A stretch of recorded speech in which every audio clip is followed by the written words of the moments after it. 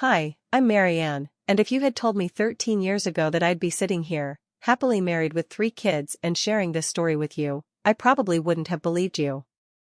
Back then, I was just a 23-year-old woman, head over heels in love with my fiancé, Daniel. Life was full of excitement, wedding planning, dress shopping, cake tasting. It felt like a dream come true. But little did I know, my dream would soon turn into a nightmare, thanks to someone I never expected, my own sister.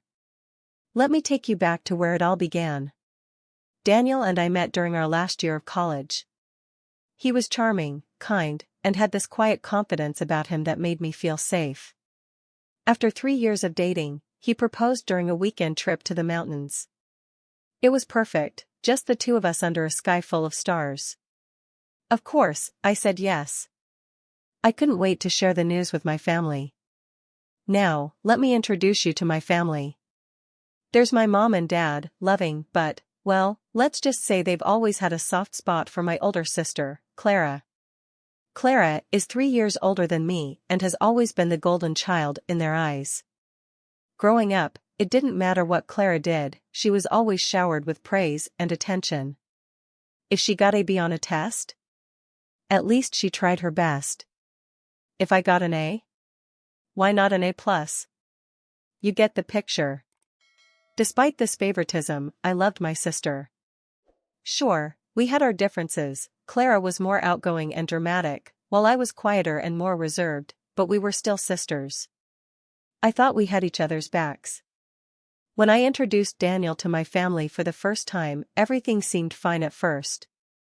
My parents liked him immediately, my dad even joked about how he finally had someone to talk sports with. But Clara, well, her reaction was different. She was unusually quiet during dinner, which wasn't like her at all.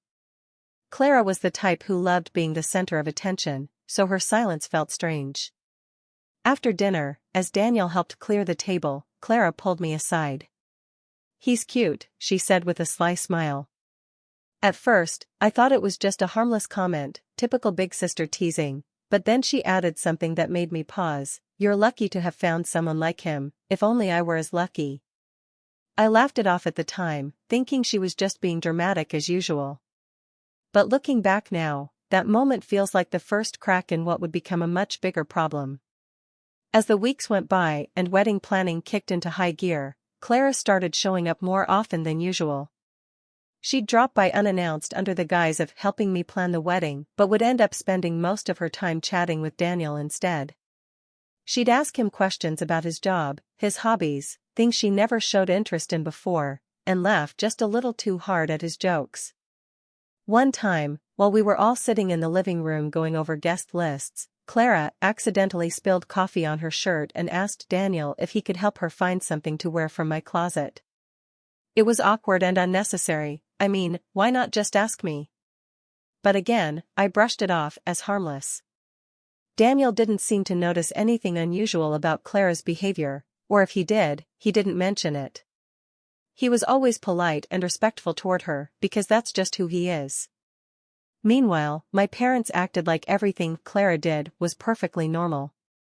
If anything, they seemed thrilled that she was taking such an interest in my wedding. But deep down, something didn't feel right. Every time Clara came around, there was this tension in the air that I couldn't quite put my finger on. It wasn't until much later that I realized what it really was: jealousy.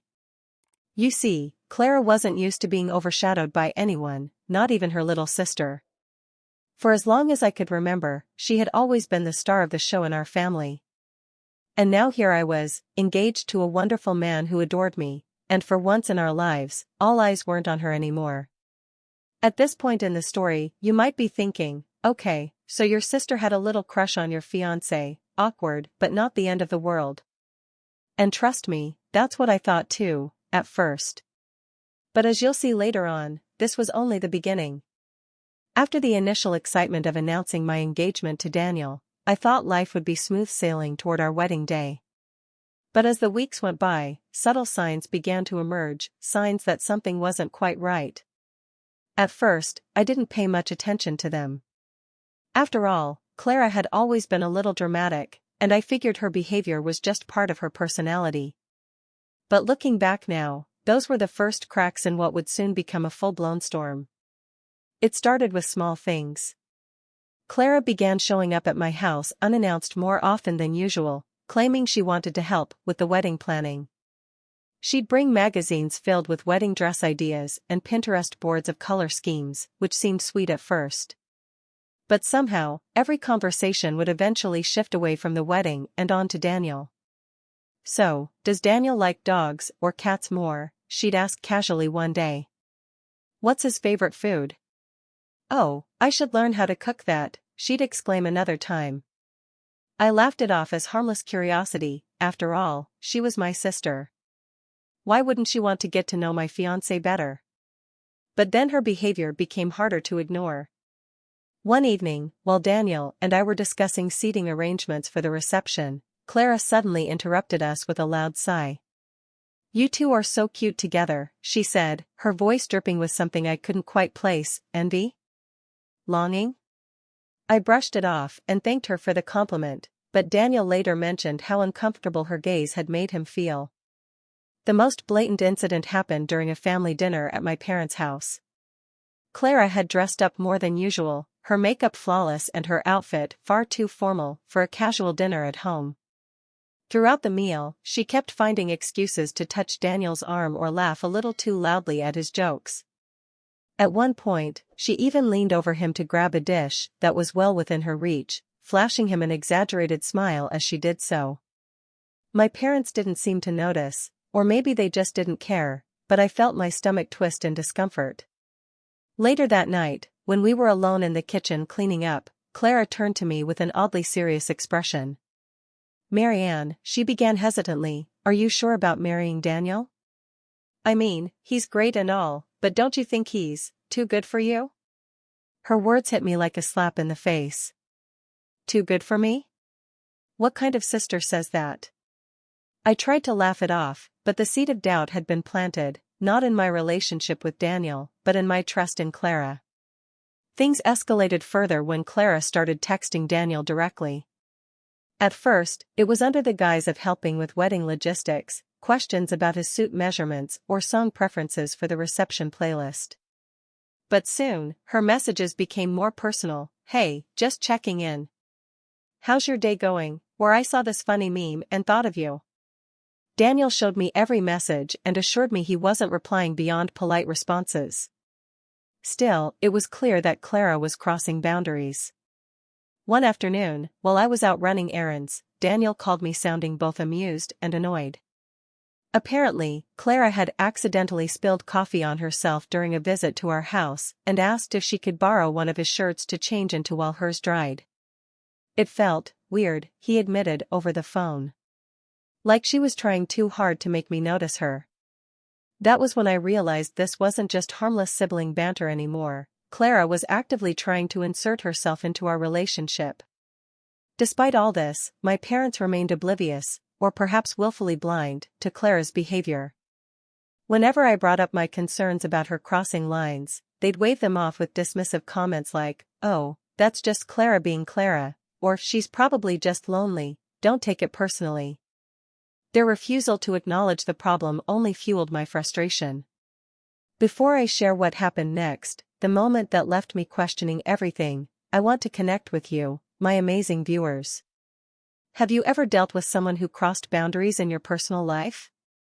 How did you handle it? Drop your thoughts in the comments below. I'd love to hear your stories. And if you're rooting for me to stand up for myself in this situation, because trust me, it gets worse, hit that like button and let's keep this conversation going. As the days went on and the wedding drew closer, Clara's actions became bolder and more desperate. She started making snide remarks about my ability to handle marriage. "Are you sure you're ready for this kind of commitment? Marriage is hard work, you might not be cut out for it." She even went so far as to suggest postponing the wedding altogether because it seemed rushed. It was clear now, Clara wasn't just being difficult, she was actively trying to sabotage my happiness. But why? Was it jealousy? Loneliness? Or something deeper that I couldn't quite understand? All I knew was that my sister, the person who should have been standing by my side on one of the most important days of my life, was slowly turning into someone I barely recognized. And unfortunately, things were about to get even worse. The days leading up to my wedding should have been filled with joy and excitement, but instead, they were overshadowed by tension and heartbreak. Clara's behavior had gone from subtle to outright disruptive, and I could no longer ignore her attempts to sabotage my happiness. But what truly broke me was the ultimatum she gave my parents the night before my wedding, a demand so outrageous that it left me questioning everything I thought I knew about family. It all started the evening before the big day. I was at home with Daniel, finalizing last-minute details for the ceremony. My parents and Clara were supposed to join us later for a quiet family dinner, but they never showed up. Instead, I received a frantic call from my mom. "Marianne," she began hesitantly, "we need to talk." Her voice was shaky, and I could hear Clara sobbing in the background. "What's going on?" I asked, already dreading the answer. "It's Clara," my mom continued. "She's upset about the wedding. She feels like it's unfair for her younger sister to get married before her." I couldn't believe what I was hearing. "Unfair? Mom, this isn't a competition. I'm marrying the man I love. What does that have to do with Clara?" "She's just feeling left out," my mom said weakly. "You know how sensitive she is." Sensitive? That was putting it mildly. Clara had spent months trying to undermine my relationship with Daniel, and now she was using her insecurities as an excuse to ruin my wedding? It was beyond selfish. But what came next was even worse. "Marianne," my mom said after a long pause, "your father and I have decided, we won't be attending the ceremony tomorrow." For a moment, I thought I had misheard her. "What?" I whispered, my voice trembling. "We think it's best if we stay home," she explained. "Clara is really struggling with this, and we don't want to make things harder for her." I felt like the ground had been ripped out from under me. My own parents, my flesh and blood, were choosing Clara's feelings over mine on one of the most important days of my life. It wasn't just disappointing, it was devastating. "Are you serious?" I asked, tears streaming down my face. "You're really going to skip your own daughter's wedding because Clara can't handle it?" "She's your sister," my mom said defensively. "We need to support her." "And what about supporting me?" I shot back. "Don't I deserve your support too?" But it was clear their minds were made up. No amount of pleading or reasoning would change their decision. They had chosen Clara, again, and there was nothing I could do about it. That night, as I lay in bed next to Daniel, I couldn't stop crying. He held me close, whispering words of comfort and reassurance, but the pain of my parents' betrayal was overwhelming. "Marianne," he said gently, wiping away my tears, "I know this hurts, but tomorrow isn't about them. It's about us, starting our life together as husband and wife. And no one can take that away from us." His words gave me strength. If my parents couldn't be there for me, then so be it. I still had Daniel, and his wonderful family, by my side. The next morning, as I walked down the aisle on the arm of Daniel's father instead of my own, I felt a mix of emotions, sadness for what I had lost but also gratitude for what I had gained.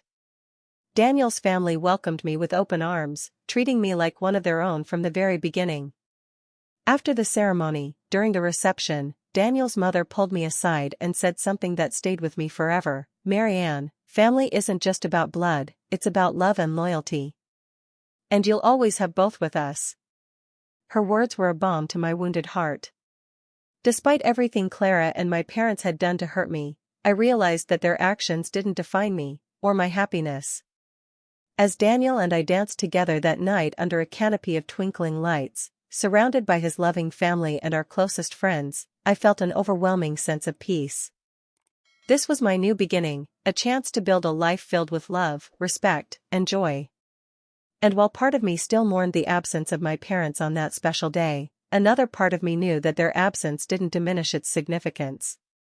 In fact, it only made me more determined to create a future where love always came first.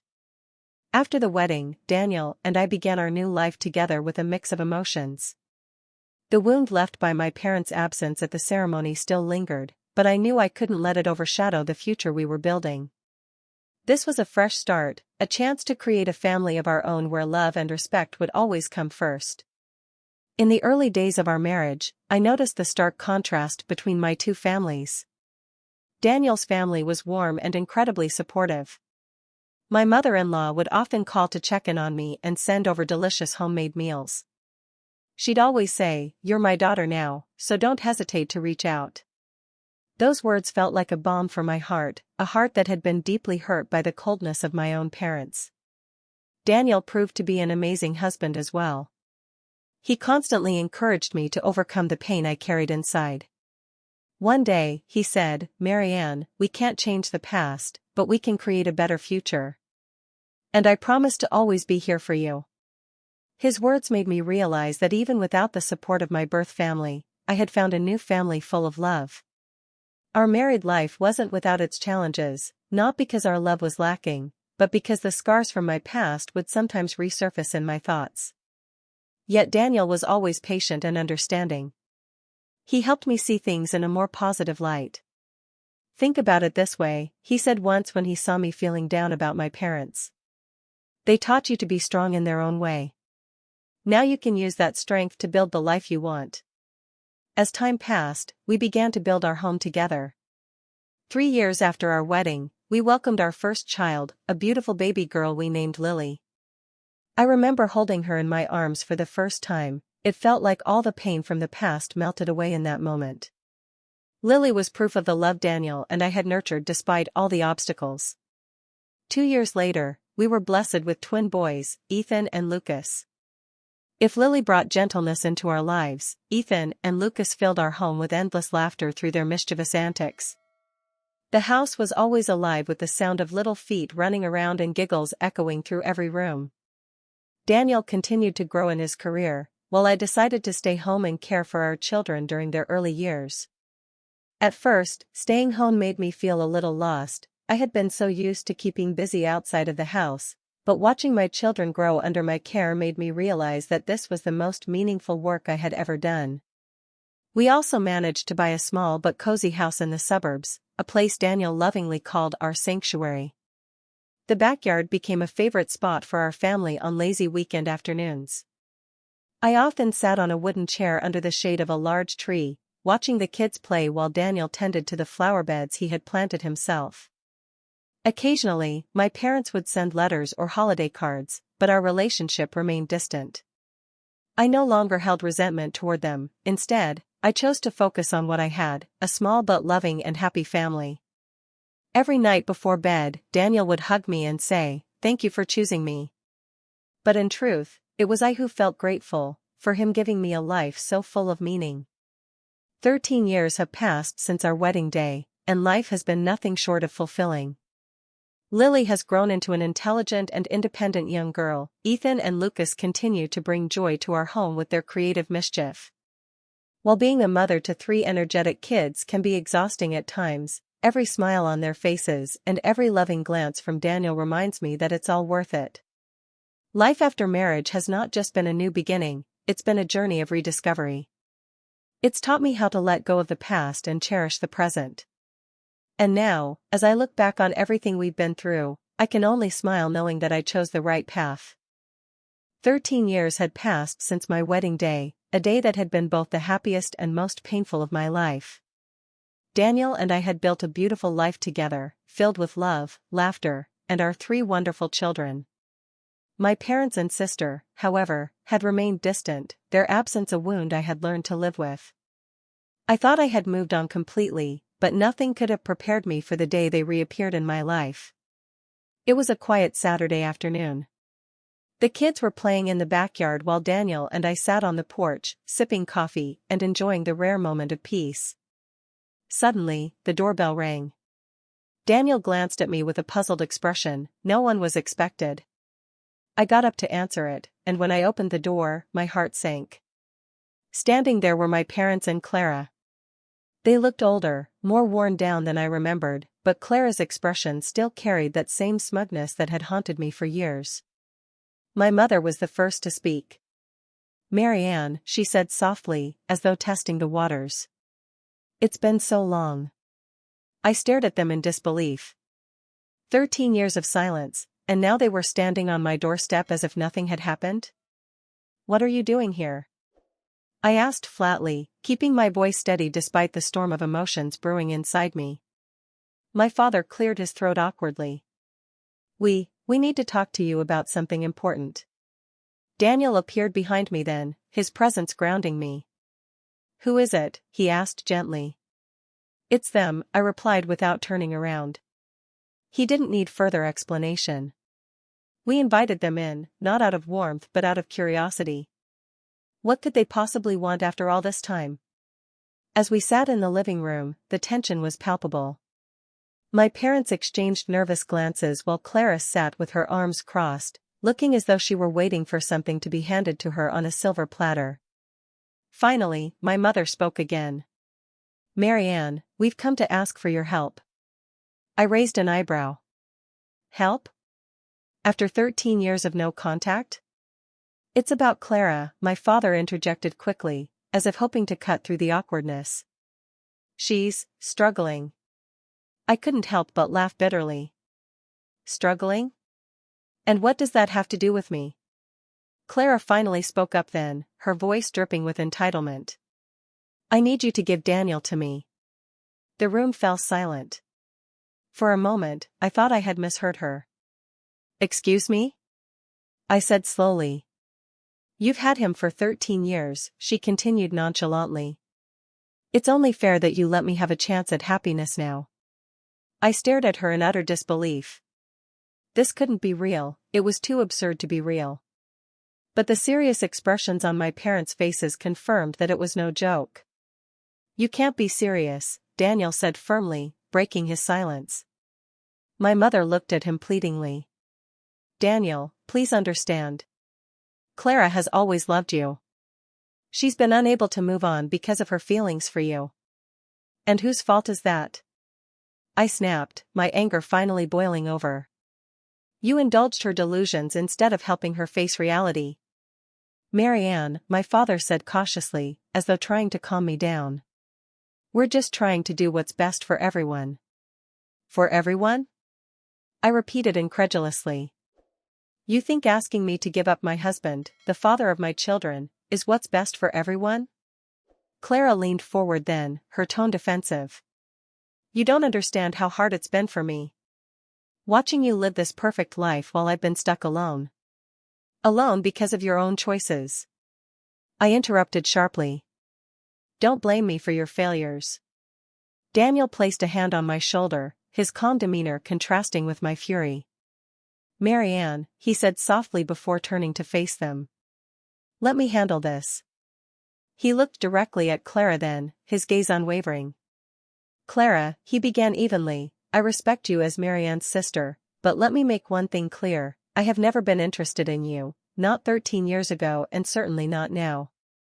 Clara's face turned bright red as she stammered incoherently. And as for this ridiculous request, he continued, addressing my parents now, it's insulting, not just to Marianne but to our entire family. My parents looked down at their hands, clearly uncomfortable but unwilling to admit their mistake. I think it's time for all of you to leave, Daniel said firmly. Clara stood abruptly, tears streaming down her face. You'll regret this, she shouted before storming out of the house. My parents hesitated for a moment before following her without another word. As the door closed behind them, I felt an overwhelming sense of relief mixed with sadness. They hadn't come back into my life seeking reconciliation, they had come seeking something they had no right to ask for. Daniel pulled me into a hug then, his embrace washing away the lingering tension. You don't need them, he whispered. You have us. And he was right.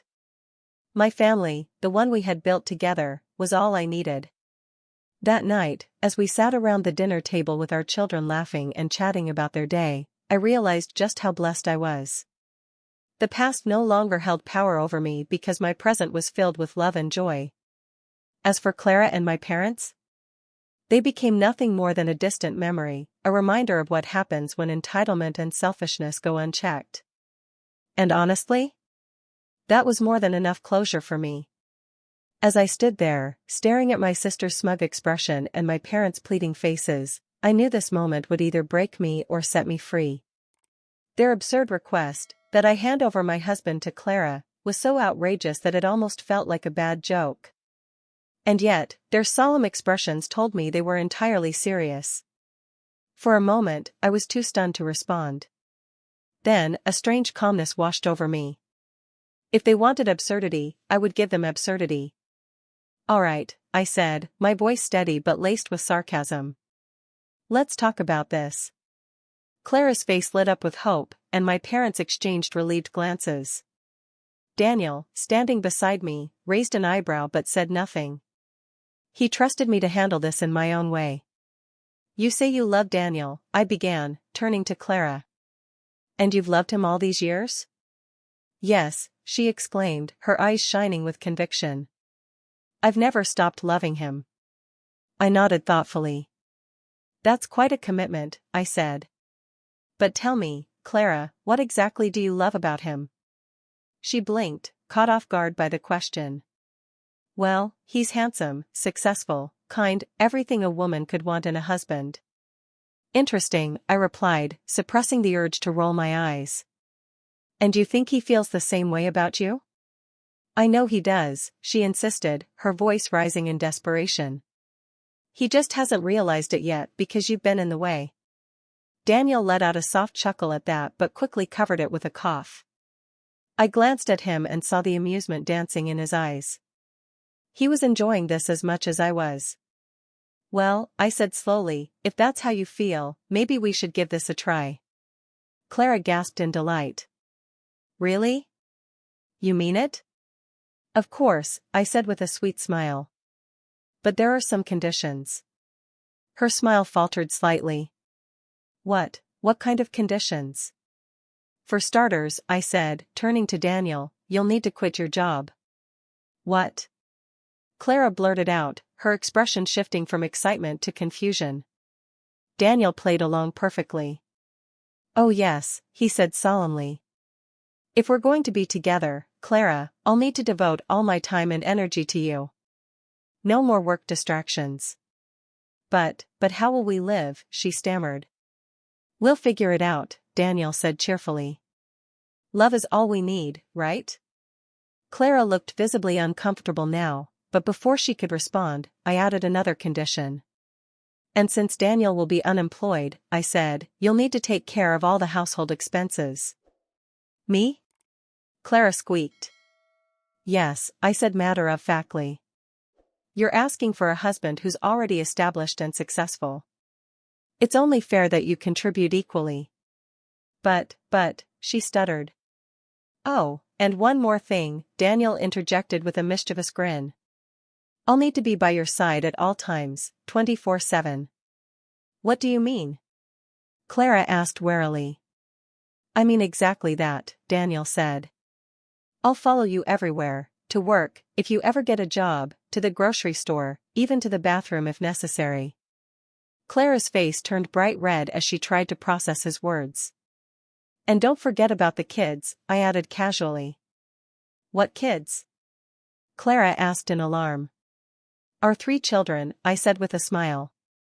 If you're going to take Daniel away from me, you'll need to take responsibility for them too. At this point, my parents looked utterly bewildered.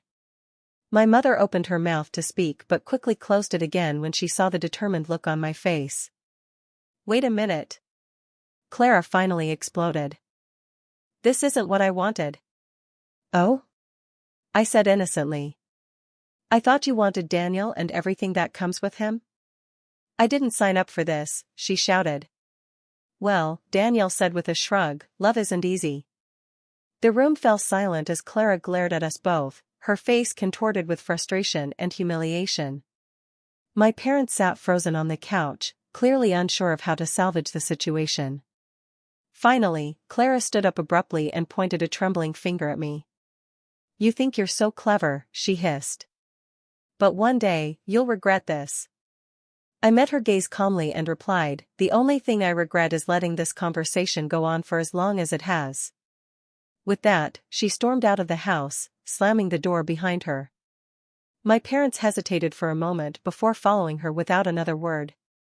As soon as they were gone, Daniel and I burst into laughter, deep, uncontrollable laughter that left us both gasping for air. "Well," he said between chuckles, "that was something." "It was ridiculous," I agreed, wiping tears of laughter from my eyes. "But at least now they know where we stand."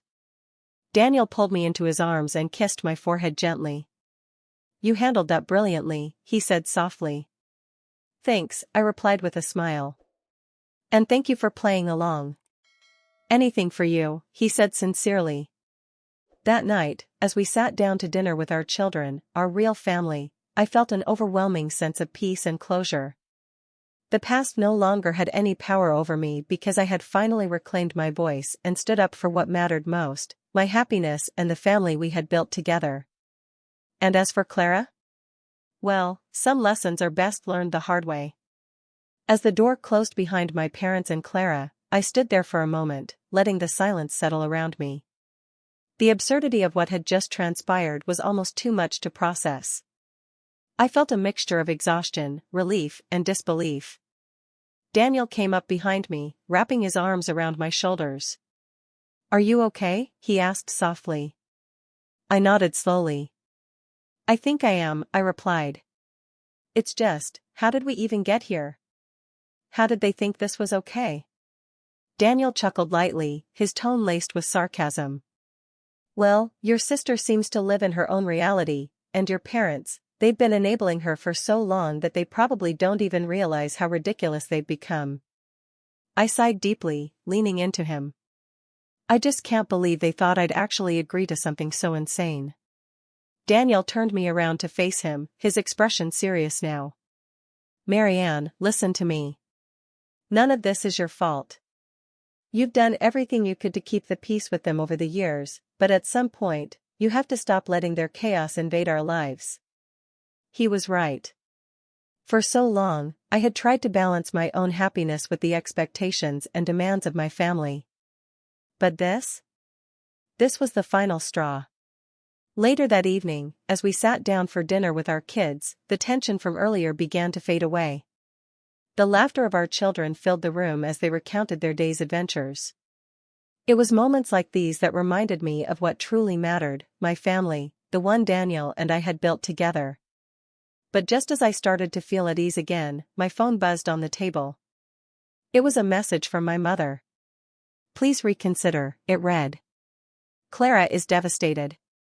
I stared at the screen for a moment before putting the phone down without replying. Daniel noticed and raised an eyebrow. "Everything okay?" "It's just my mom," I said with a shrug. "She wants me to reconsider."